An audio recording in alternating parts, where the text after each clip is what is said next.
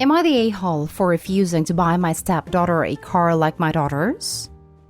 I, female 38, have a 16-year-old daughter. About 7 years ago, her dad and I divorced because he found out he was gay. Him being the only breadwinner and a high earner at that, and me being a housewife, he preferred to let us live in our house, a big one in a gated community, and continued paying all our expenses and giving me spending money to maintain my lifestyle. 2 years later, I met my current husband. A year later, we married and he moved in with me and my daughter. Him and my ex are great friends, especially since my ex is still very much part of our lives. Also, as a wedding gift, he gave me his half of the house, and now I own it in full. My husband has a daughter with his ex. They have shared custody and she lives with us half the time. The problem is that my ex pays for our daughter to go to a really expensive private school, buys her expensive gifts, and for her birthday, he bought her a $60,000 car, and my husband can't afford the same for his daughter. My daughter and her stepsister do not have the best relationship, mainly because my husband's ex hoped that they would be getting back together, and keeps poisoning her daughter. My daughter used to share her stuff until her stepsister started ruining them on purpose. That was when my husband made a rule that they can't borrow from each other. I stay out of it since she refuses to see me as a parent, and I won't force her. My husband has a good job, but nothing as close as to what my ex earns. And since we both decided that the house is enough help for my ex, our income is just what he earns, which in my opinion is more than enough. Now my stepdaughter's 16th birthday is coming up. She asked for the same car that my ex gave my daughter. We refused, of course, and said we would buy her a car that fits our budget. She threw a tantrum and threatened my husband that she would never talk with him again if he didn't get her the same car. He is wavering, but I refuse. $60,000 plus is just under what he makes a year. It will drown us in debt, and we are still paying off his student loans and some medical debt he has.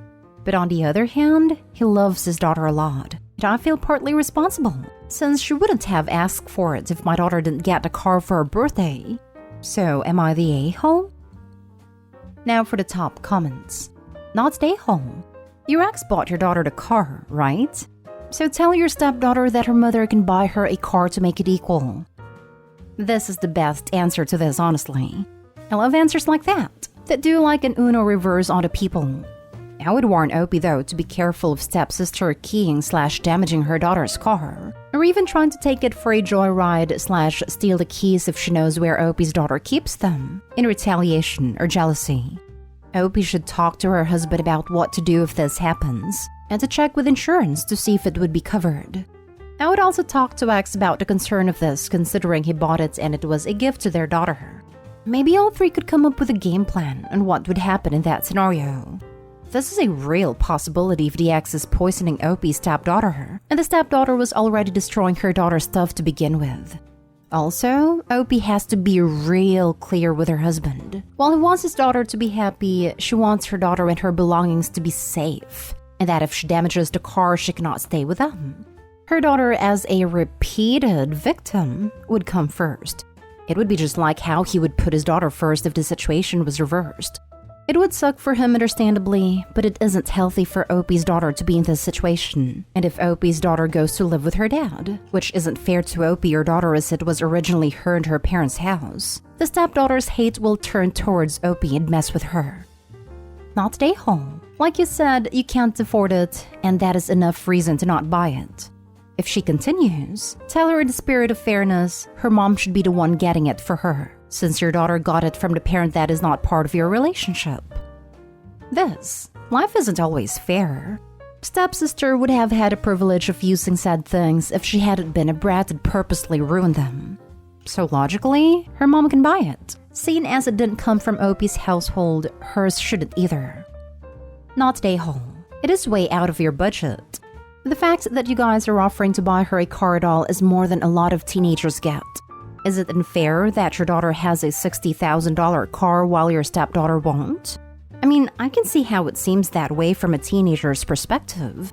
But your daughter received that gift from her father, not from you or your new husband. It would be one thing if you and hubby decided to buy your daughter a car, but not your stepdaughter.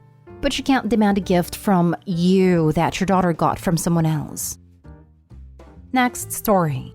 Am I the a-hole for making my grandmother give me her house after my stepbrother thought he'd get it and had already renovated it? I've been mostly estranged from my father since I was 15, and I've only ever maintained a relationship with my grandmother. The estrangement was due to my mom, him, and me. I won't blame him entirely. When I was 23, I found out that my father had given my grandmother's home to my stepbrother. My father had given it under the assumption that my grandmother would give it to him once she passed away, which she'd promised to do several times. My brother was older, married, and had a child and apparently needed a home. I have nothing against him as a person, but I was feeling bitter about it, and basically griped to my grandmother how my father had sidelined me again. After I vented, I made myself forget about the house.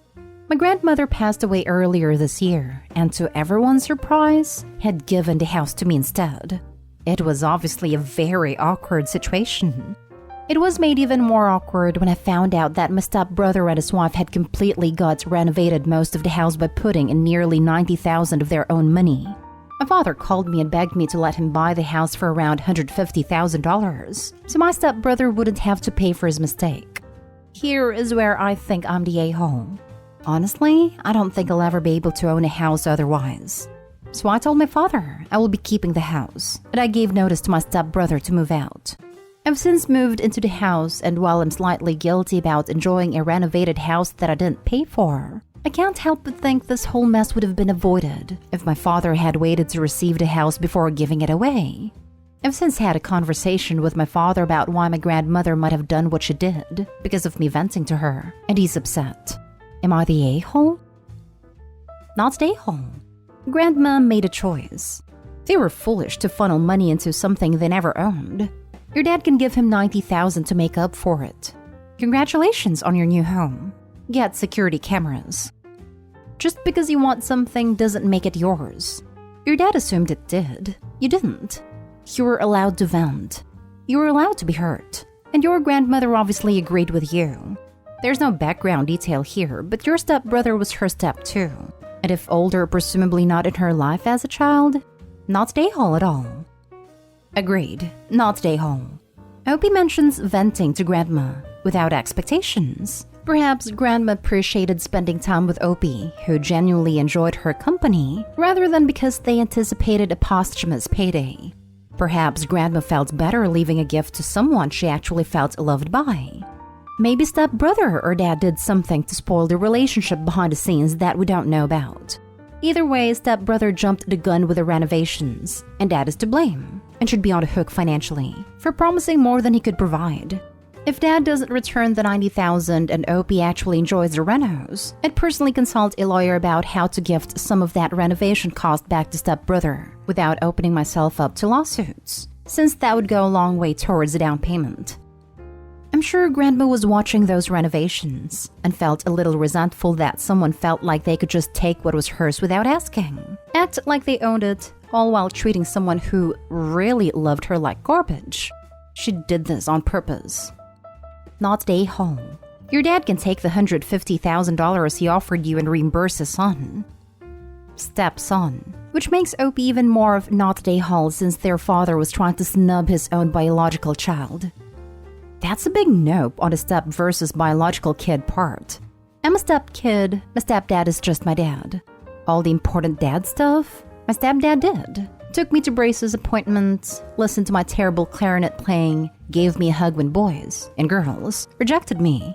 Step versus biological parent is a case-by-case situation, and using biology as a determining factor isn't always a great idea. That being said, no, he shouldn't have given his son a house that wasn't his to give. Not the a-hole. They were foolish to invest so much in a house they didn't own. If you've been estranged since you were 15, I would argue you do more help as you've not had the parental support he had. You were a child at 15, and he could have made more effort. Next story is titled, Am I the a-hole for telling my ex-husband he doesn't need to meet the kids, half sibling? My 37 female ex-husband, 43, and I split 7 years ago after his affair partner reached out to me and told me she was expecting a child with him. He tried to work things out with me, but I was over the marriage and over him. We went our separate ways, worked out custody, and I've done my best to move on. I met my current husband shortly after the divorce, but waited until the kids were more adjusted to the situation before introducing them. I remarried 4 years ago, and have just recently had my daughter. The kids, 8 female, 10 male, are super excited about their new sister, and I guess they brought excitement to their dad's house. We alternate weeks, as he's now asking questions about their new half-sister. He said that since she's going to be a part of the kids' lives, he should at least be allowed to meet her. This makes literally no sense to me, because she's not related to this man even in the slightest, and she'll have pretty much nothing to do with him at all besides maybe being at mutual family events. I told him he was way out of bounds, and that I wouldn't be obliging this stupid and strange request. Since this point, the kids, I assume he put it in their heads, ask when the baby can meet their dad, and I've explained as kindly as possible that it probably won't happen and they've been bumped out since. My former mother-in-law and father-in-law are saying that I'm being extremely petty and that they'd love to meet the baby too, and that I need to move past things and be more accepting of the dynamic. I'm baffled and feel like I'm in a twilight zone. My husband said it's up to me and that as long as there's clear-cut boundaries, he'll accept what I choose, but I feel like this is pretty open and shut. I feel crazy though because other people in my situation have allowed this to happen, and I'm just wondering if I'm actually wrong here. Info: I have never officially met his affair baby, nor do I plan to. He lives full-time with his mother and only sees his half-siblings maybe once or twice a year, if even that. And no, this is not my choice as I don't stake claim over when they meet or how. I'm aware he'll meet her at some point. I just don't see a point in an adult, who's nearly a stranger, meeting her before she can even remember him. She'll never have any reason to meet him besides a few times a year, and she won't really comprehend who he is until she's 2 or 3. His affair partner and him are not together. She believes once a cheater, always a cheater. Her and I agree on this at least. I do not have to like him to co-parent. I don't care to meet him for coffee, go to his family reunions. He's asked me to attend with the kids that I told him pound sound. My reasons being that he is manipulative, and in the past, has used events where we're all together to try and play house with me. As stated before, I've taken the not my circus, not my monkeys approach. I have no direct reason to involve myself, and I frankly don't want to. Now for the comments. Not stay home. It would be weird if you actively prevent your ex from meeting your youngest when you happen to be in the same place. Example, at one of the elder's kids' graduation ceremonies or birthday parties. But there is no reason he specifically needs to be introduced to your youngest.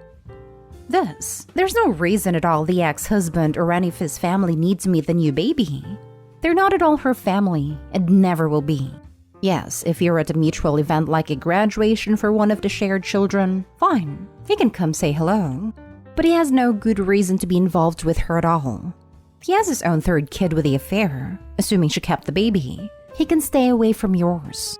It sucks for your 2 shared children, but at 8 and 10, if it's just explained that they have their dad, who's different than their sister, and their time with their dad is just for them, that's enough.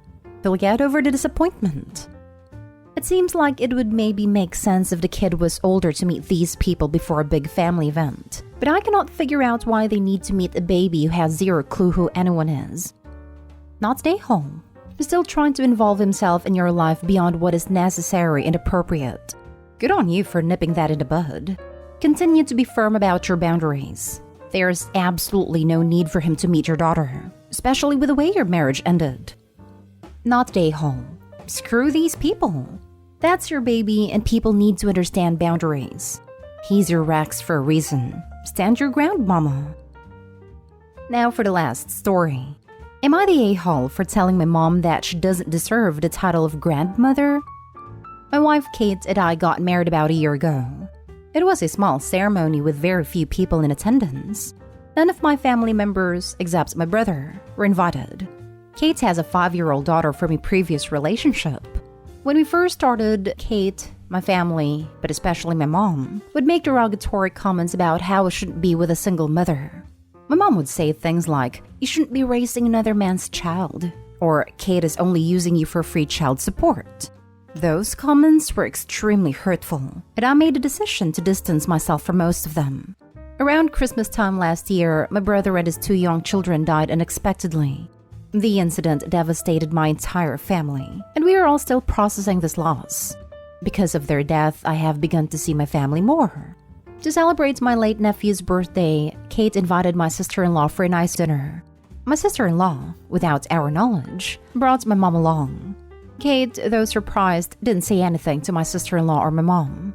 At first, the dinner was going well. Everyone was nice, the conversation was light and fun. At one point, my daughter woke up, and my wife and I knew that she wouldn't go back to sleep knowing her aunt was in the house, so we let her stay up with us. We let her watch some TV and play with her toys, and she was paying no attention to the grown-ups. My mom decides to pick my daughter to try and play with her. She starts crying and thrashing around, but my mom refuses to let go, muttering stuff about how she'll get over it. Kate essentially had to force my daughter out of my mother's hands in order to calm her down in a different room. Once everything was sorted, Kate came back out with my daughter and my mom started yelling at her about how she was turning her granddaughter away from her grandmother and how she was poisoning her mind. I obviously got upset with her and told her that maybe it's because she doesn't deserve the title of grandmother. This only added fuel to the fire. My mom stormed out, taking my sister-in-law with her. She later sends me a lengthy message about how I shouldn't have said that considering recent events, the death of her 2 grandchildren. Now I feel extremely guilty. Not stay home. Firstly, if this is Kate's daughter from the previous relationship, your mom has no right to use her as a surrogate after the loss and her previous comments. Also, this is a living being, not a plush toy. Sorry for your loss, Opie. Granddaughter-grandmother relationships can happen without being related by blood, but Opie's mother can't just demand something like this, especially considering her abusive behavior. My husband's stepmom is an amazing grandmother to my kids. She is grandma. His bio mom lives far away and my mom refused to meet them when she was alive. Her choice. She chose her ex-husband over me and knew he wasn't allowed near me or my kids, and if he showed up, he'd have went missing. If my mom popped back up trying to be grandma, I'd laugh and kick her out. If she was alive, zombie grandma'd definitely be kicked out. Some people aren't made to be grandparents, and blood definitely doesn't mean anything. Not stay home. I'm sorry for your loss. Your mom doesn't get to exclude your child, and then suddenly decides she's accepting of her because she wants to replace her biological grandchildren. That's awful. Not stay home. She didn't want to be a grandmother. You took that away. Fair enough. Just that circumstances have changed doesn't mean you and the kid changed too. Also, the lack of consent grabbing is not cool. She's a major a-hole for that. You don't force a kid to get over it for your, not sure what it even is, ego? Satisfaction? Self-importance?